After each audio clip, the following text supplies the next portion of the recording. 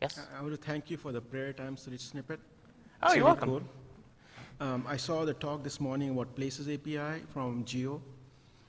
So the question, of course, is how do we add the Places information and inform through the webmaster site tools? So I'm not sure that I grasp your question, but I think the question is, how can you add in Places information? Places API that they announced this morning on Google Maps. So what's the end goal? What is, by So- adding in this information, so what do you want to you're- see happen? So if I have a website that has got different events at different locations or places that I manage and control, so I can upload that information. So there are a number of different ways that you can address that problem, and one of the ways is to add structured markup. And I believe there is another way that we can get local information to Google as well.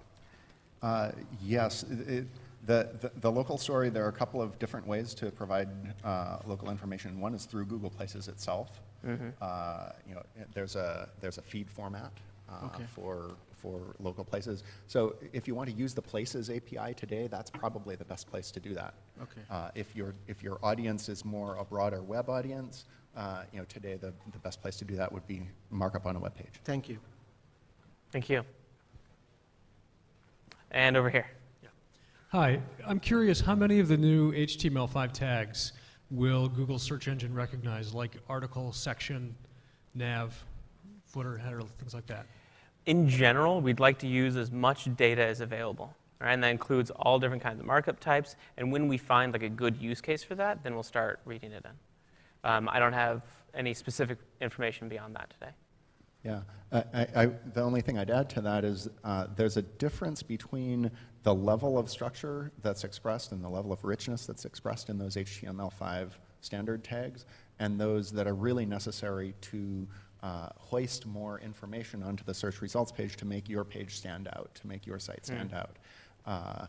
You know, there really isn't much that we have been able to do with the article tags as they're used on the web today. You know, because many people use them, you know, incorrectly or, you know, use them even on things that aren't articles and so on. So that's something that we're continuously looking at in search to see how we can use them. Hi, I was wondering if you know to what degree some of these technologies like rich snippet support and PubSub Hub are supported in products like the Google Search Appliance for intranet searching, so we can do this kind of thing with our local content. So maybe you could speak to the search appliance, but for like custom search engine, you definitely can use rich snippets to affect how those look on, you know, your own custom search engine. And in fact, we take it even a level further with custom search engine and give you even more control over how everything looks using page maps. That's the one.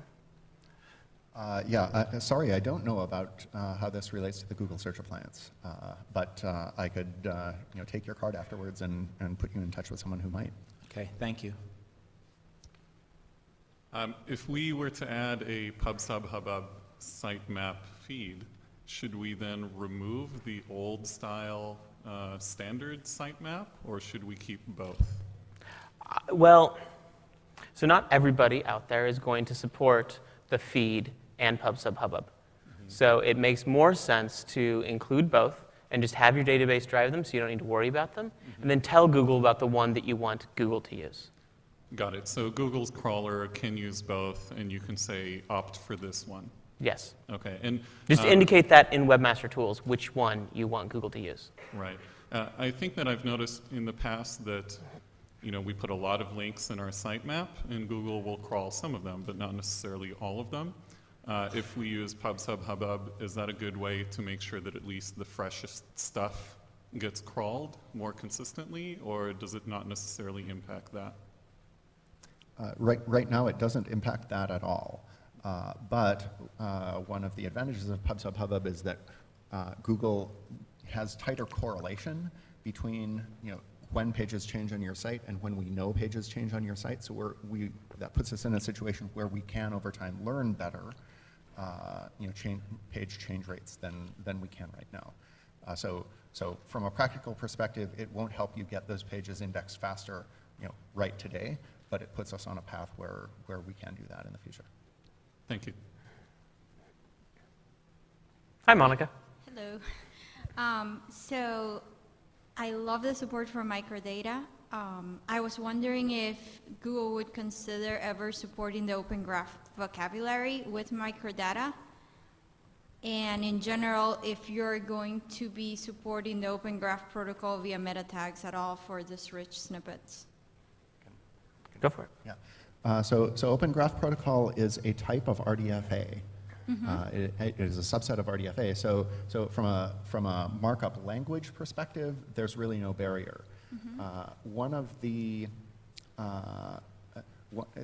deal, as Timothy described it, for rich snippets is, a site describes what their site is about in more detail, and in exchange, the site gets richer results in search.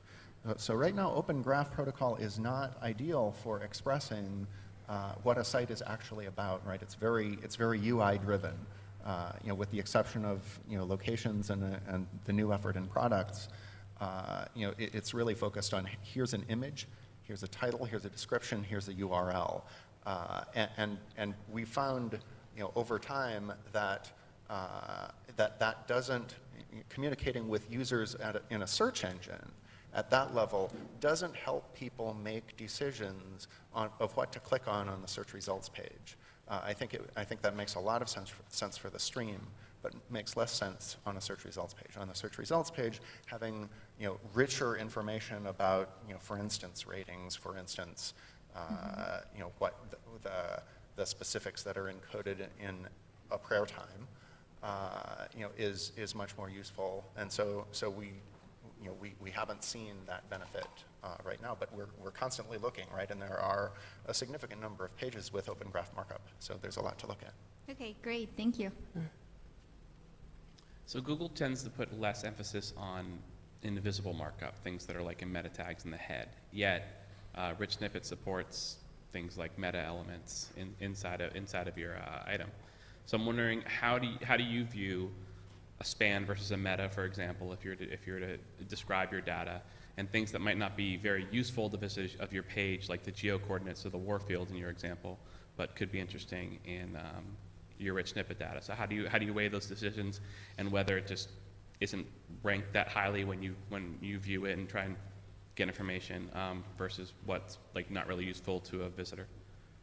So I'll take a hack into that, and I'm sure Daniel will add, is that when you look at a page, the stuff that the user sees is generally a better indication of what that page is about to that user.